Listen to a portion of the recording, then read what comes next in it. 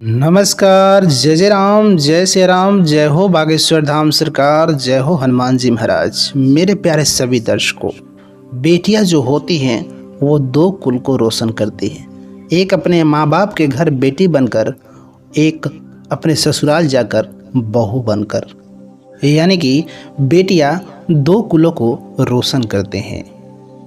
मेरे प्यारे सभी दर्शकों, आज की जो कथा है, एक बेटी ने अपने बाप की जान ले ली। आखिरकार बेटी ने अपने बाप के साथ ऐसा क्या अंजाम दिया, इस वीडियो के अंत तक बने रहेगा, तभी जाकर के आपको इस कथा का ज्ञान प्राप्त होगा। हम उम्मीद करते हैं यदि आप भगवान के भक्त होंगे, भगवान को मानते होंगे, तो आप इस वीडियो को पूरा जरूर देखेंगे कि आखिरकार इस समय भी ऐसी बेटियां हैं जो अपने बाप के साथ ऐसा कर सकती हैं। तो चलिए बिना देर के हम कहानी को शुरू करते हैं। एक शहर में एक परिवार रहता था। एक माँ बाप थे जो एक इकलौते पुत्र को जन्म दिए। उनके घर एक ही पुत्री पैदा हुई। उन्होंने सोचा कि चलो हम एक ही वंश रखेंगे, चाहे वो बेटी हो चाहे बेटा हो, हमें इनमें फ़र्क नहीं करना है। इसलिए उन्होंने एक ही वंश रखा, आगे का नहीं सोचा। वह लड़की जो पैदा हुई थी वह बहुत ही खूबसूरत थी। उसने अपने पत्नी से कहा कि लोग जैसे बेटे को पढ़ाते हैं उस प्रकार से हम अपने बेटी को पढ़ाएंगे, इसे लाड प्यार दुलार से रखेंगे। हम अपने बेटी को पढ़ा लिखा करके बहुत बड़ा अफसर बनाएंगे। हम अपने एक ही पुत्री को रखेंगे, अन्य वंश को नहीं बढ़ाएंगे। वो अपने बेटी को बहुत मान रहा था। अब समय के साथ साथ जैसे जैसे वो बड़ी होती थी, उसकी हर एक ज़रूरत की चीज़ों को वह माँ बाप पूरा करते थे। वह बेटी जो कुछ भी मांगती थी, उसके माँ बाप वो हर चीज़ ला करके अपनी बेटी को देते थे। उसे कभी किसी चीज़ की कमी महसूस नहीं होने देते थे। उस लड़की के पिता ड्यूटी जाते थे तो कहती थी, पापा जी ये लाइएगा, पापा जी वो लाइएगा। उसने अपने पापा से जो भी फरमाइश कर देती थी वो ज़रूर लेकर आते थे। पापा जी अपने नहीं खाते थे, अपने पेट को काट काट करके, लेकिन अपने बेटी के सारे सपने को पूरा करते थे। ऐसे करते करते बेटी अब बड़ी हो गई। अब वह स्कूल जाने लगी। स्कूल जाने के बाद वह अपने मित्रों के संगत में पड़ गई, अपने सखी सहेलियों के संगत में पड़ गई। अब वह अपने सहेलियों को देख करके बराबरी करने लगी। उनकी सहेलियां वो चीज़ पहनी है तो वो चीज़ हमें चाहिए। वो स्कूल में जाती थी, अपने सहेलियों को देख करके आती तो घर पे जिद किया करती थी, पापा मुझे ये भी चाहिए, पापा मुझे। अपनी माँ की एक भी बातों को नहीं मानती थी, अपने माँ से झगड़ा करने लगती थी और पिता से कुछ भी पाने के लिए जिद करती थी। अब वह पिता भी क्या करे कि उसकी एक ही वही इकलौती पुत्री थी और उसका उस दुनिया में कोई नहीं था। इस वजह से वह पिता अपने पुत्री का हर वो शौक पूरा करता था जो वह मांग करती थी। अब बेटी जो कुछ भी मांगती उसके हर एक जिद को पूरा करते। एक दिन उनके मन में ऐसा संकोच हो रहा था कि जो बाप के औकात में है वो हर एक चीज़ पूरा करते थे, लेकिन जो औकात से बाहर है, इस बात को लेकर उसके मन में बहुत संकोच रहता था कि आज मेरी बेटी इतनी जिद्दी हो गई है। उसे बार बार समझाते हैं लेकिन उसे अपने मित्रों के संगत के आगे कुछ नहीं पता चलता है कि मैं अपने सखी सहेलियों की संगत में आकर कितनी बड़ी गलती कर रही हूँ। अगर माँ कुछ बोलती थी तो माँ से तुरंत लड़ जाते थे। कोई भी अगर उसे सही के लिए बोल देता था, कुछ गलत कार्य करती थी तो उससे जुबान लड़ाते थे, उससे लड़ने लगते, उससे झगड़ा करने लगते थे। ऐसे उस बेटी संगत में आकर बिगड़ गई थी। एक बार उसके साथ की सहेली के साथ वो कहीं जा रही थी और वो नई नई स्कूटी खरीदी हुई थी। अब वो स्कूटी देखकर इसके भी मन में जिद आ गया कि मुझे भी एक स्कूटी चाहिए। अब शाम के समय में घर आई, पापा बैठे थे खाना खाने। वह बोली, पापा मैं आपसे एक बात कहूँ? पापा बोले, हाँ बेटी बेझिझक बोलो, क्या कहना चाहती हो? बोली, पापा मेरी सहेली के पास एक स्कूटी नई खरीदी है।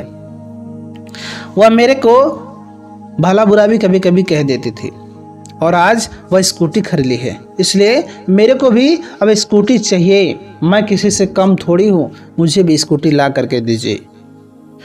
पापा ने कहा, बेटा देखो, अभी तुम्हारे पढ़ाई में भी फीस में भी पैसे लगेंगे और हमें कई सारे कामकाज करने हैं। अभी इतने पैसे नहीं कि हम तुम्हें स्कूटी ले दें।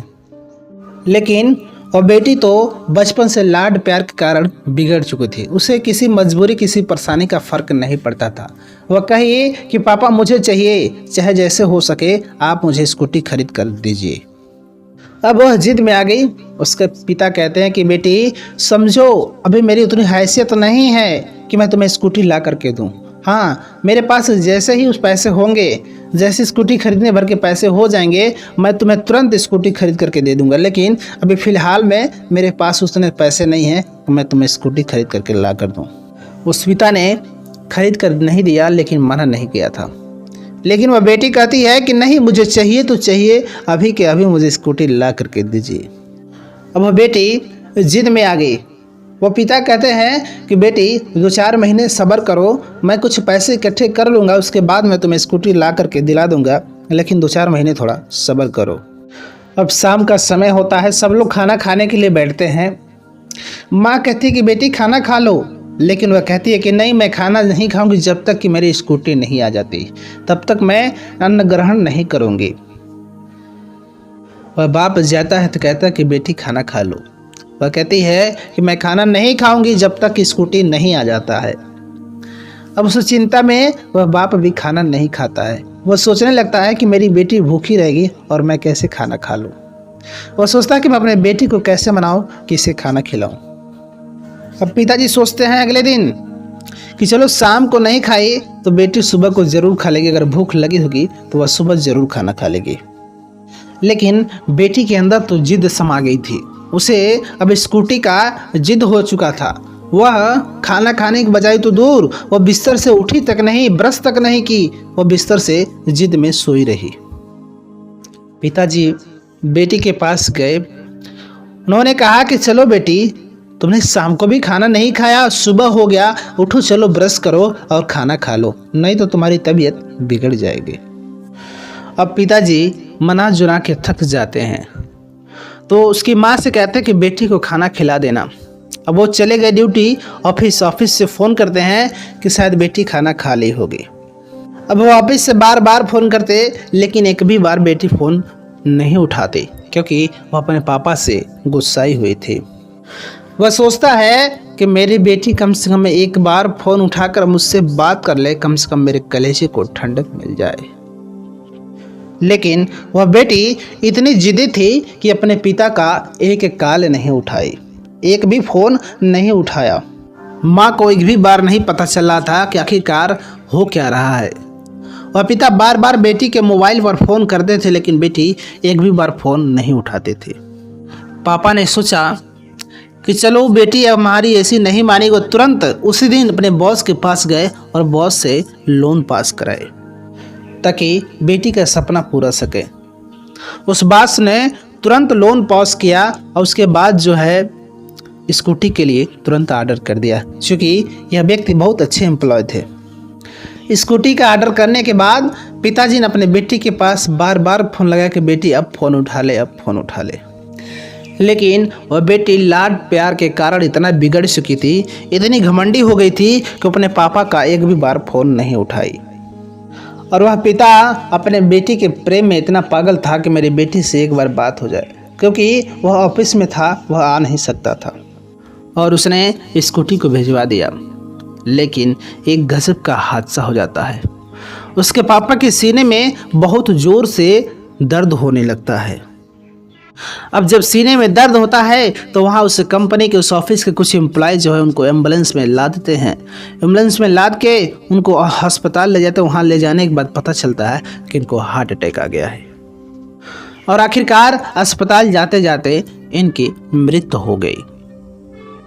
वह पिता अब इस दुनिया में नहीं रहे, वह इस दुनिया से चले गए।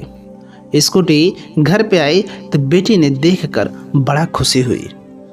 अब स्कूटी तो घर पे आ गई, लेकिन पापा घर पे नहीं आए। अब स्कूटी को देख करके उस बेटी के खुशी का ठिकाना नहीं रहा। स्कूटी पा करके वह बहुत प्रफुल्लित हो गई, बहुत खुश हो गई। वह स्कूटी वाले से बोली कि मेरे पापा कहाँ रह गए। तब तक पीछे से एम्बुलेंस की आवाज़ आती है। एम्बुलेंस की गाड़ी सीधे उसके दरवाजे पर आता है। वह कहती है कि यह एम्बुलेंस मेरे दरवाजे पर क्यों आ रहा है।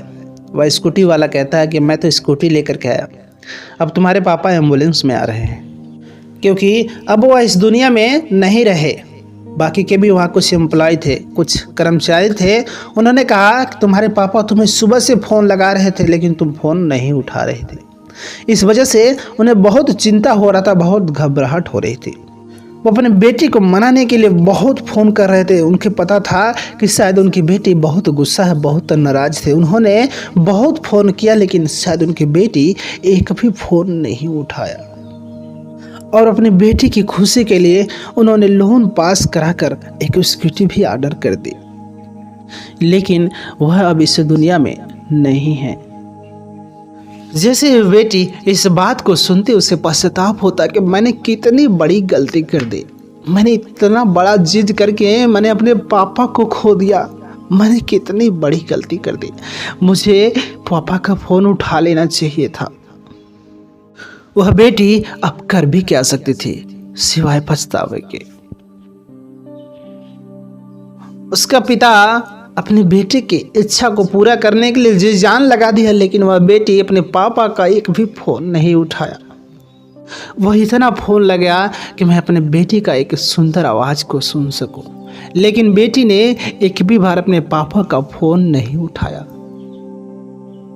जब बेटी ने पापा का फ़ोन नहीं उठाया, उस पापा को इतना दर्द हुआ, इतनी तकलीफ हुई कि उन्हें हार्ट अटैक आया और इस दुनिया से चल बसे।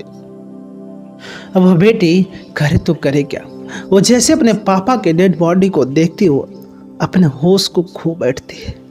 अपने पापा को मरा हुआ देखकर उसके होश का ठिकाना नहीं रहता है। वह चिल्लाने लगती है, रोने लगती है, पापा पापा कह के रोने लगती है। अब वह कर भी क्या सकती है कि वह पापा का फ़ोन नहीं उठाई। इस वजह से उसके पापा ने इस दुनिया को छोड़कर चले गए। वह सोचने लगी कि मैं कितनी बड़ी अभागिन हूँ, कितनी बड़ी कुलच्छनी हूँ कि मैं अपने दोस्तों के संगत में पढ़ के अपने पापा से जिद करने लगी। अब मैं किसी भी सामान के लिए अब किसी से जिद करूँगी, मुझे इतना जिद अपने पापा से नहीं करना चाहिए था। मैं इतनी कुलच्छनी हूँ, मैं इतनी अभागिनी हूँ कि मैं लोगों की संगत में, अपने दोस्तों की संगत में पढ़कर अपने पापा की हैसियत को भूल गई थी। मैं अपने पापा को एक एक सामानों के लिए जिद करती थी। हमारे पापा सारे सामानों को लाकर दिया करते थे, लेकिन आज मैं पापा की हैसियत के बाहर ऐसे जिद की कि मेरे पापा इस दुनिया को छोड़ करके चले गए। अब मेरे जिद को कौन पूरा करेगा, वह सोच सोच कर बहुत रो रही थी। वह सोचने लगी कि आज मेरा दुनिया ही उजड़ हो गया।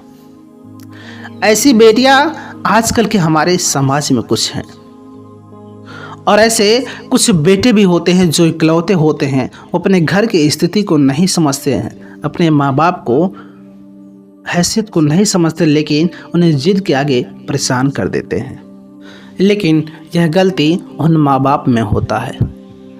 आपका भले ही इकलौता पुत्र हो, उसे उतना ही लाड प्यार दीजिए जितना उचित हो। यह नहीं कि अगर आपका इकलौता पुत्र है तो उसे सर पे चढ़ा के रखो, नहीं। उस गलती माँ बाप की होती है कि बचपन से उस बच्चे को उतना ही चीज़ें दीजिए जिसका ज़रूरतमंद होता है। उसको ज़रूरत की चीज़ें बस दीजिए, ना कि उसके जिद की चीज़ें। कभी भी बच्चों को उसके बस ज़रूरत की चीज़ें देना चाहिए, उससे ज़्यादा नहीं देना चाहिए। इसलिए यह गलती माँ बाप की होती है। अगर आप उनके हर एक इच्छाओं को पूरा करते रहेंगे तो वह चाहे लड़का हो चाहे लड़की हो, वो जिद्दी होता चला जाएगा। अगर आप उसके हर इच्छाओं को पूरा करेंगे तो उसकी इच्छाएं प्रबल होती चली जाएंगी। वह बाद में उसी माँ बाप के लिए वह एक दिन मुसीबत बन के खड़ी हो जाएगी। जैसे यहाँ पर एक बेटी की वजह से एक बाप ने अपनी जान दे दिया और उसकी माँ जो है विधवा हो गई। तो प्रिय दर्शकों, यह कहानी यहीं पर समाप्त होती है। मिलेंगे हम आपसे एक और नई कहानी के साथ, तब तक के लिए नमस्कार।